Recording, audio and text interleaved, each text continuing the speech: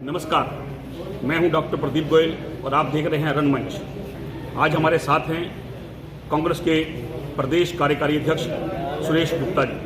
आइए हम उनसे पूछते हैं कि प्रदेश के अंदर आज कांग्रेस की क्या स्थिति है। प्रदेश के अंदर कांग्रेस की व्यवस्था और स्थिति सारा बहुत शानदार है। हरियाणा की जनता कांग्रेस पार्टी को पसंद करती है।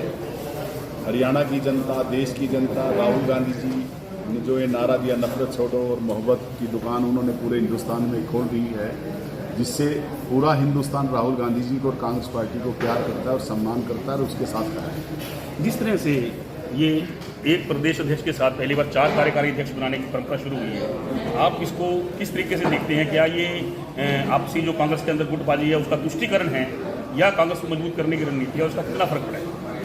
नहीं, आपको संपूर्ण बात शायद ज्ञान नहीं है। सबसे पहले जब चौधरी भजनलाल प्रदेश अध्यक्ष बने थे, कुछ दिन बाद उनके साथ रणदीप सुरजेवाला जी कार्यकारी अध्यक्ष थे।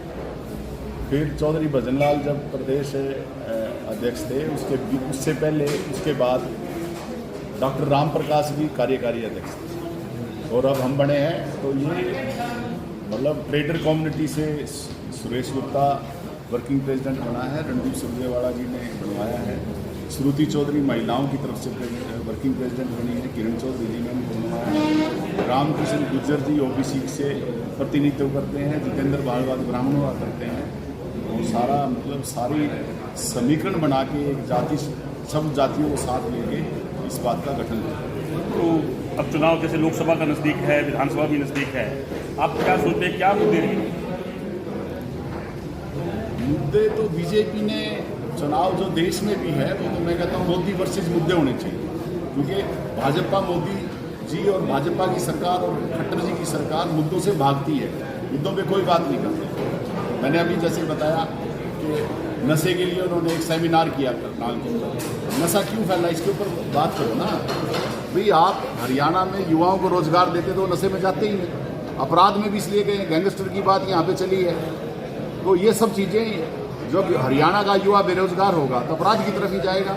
ये सारा बीजेपी का एडमिनिस्ट्रेशन कंप्लीट फेल हो चुका है, इसलिए युवा बेरोजगारी की वजह से नशे के अंदर और अपराध की तरफ जा रहा है। तो जिस तरह से महिलाओं के आरक्षण की बात है, ये भी जुमला साबित हो रहा है या क्या समझते हैं ठीक काम कर रहे हैं? देखो, मोदी जी ने जितने भी बातें आज तक देश में कही हैं उनमें बहुमत में तो जुमले साबित हुए। ये भी 2023 में उन्होंने ये बिल पास कराया, 2029 में लागू होगा, 2024 में उनकी सरकार बदल जाएगी, भाजपा बाहर हो जाएगी, कांग्रेस पार्टी की सरकार बनेगी। और इसमें आरक्षण में जो महिलाओं का आरक्षण है उसमें गरीब तबका जो है, जो बैकवर्ड क्लास है, उन महिलाओं को आरक्षण नहीं दिया गया। ये अन्याय है ओबीसी के साथ, बैकवर्ड क्लास के साथ। तो मैं तो समझता नहीं, उनकी अपनी कुछ नीतियाँ हैं, उनकी अपनी कुछ सोच है। तो एक देश एक चुनाव पे क्या कहेंगे आप? एक देश एक चुनाव तो लोकतंत्र की हत्या करने का रास्ता है। उनके डेमोक्रेसी में मोदी जी का और भाजपा का विश्वास नहीं है, वो डिक्टेटरशिप चाहते हैं देश में। नहीं तो चुनाव तो समय पे ही होगा। अब कोई सरकार बीच में टूट जाएगी, जैसे इन्होंने पीछे एमएलए खरीदे, सरकारें तोड़ी, कर्नाटक में सरकार तोड़ी, मध्य प्रदेश में सरकार तोड़ी, गोवा में सरकार तोड़ी। भाजपा का तो खरीद फरोख्त का धंधा है, सरकारें तोड़ती है, लोकतंत्र में उनका खुद का विश्वास नहीं है। तो वो कैसे कह सकते हैं कि लोकसभा और विधानसभा के चुनाव साथ आने वाले चुनावों में प्रदेश में आप कांग्रेस कितनी सीटें हैं?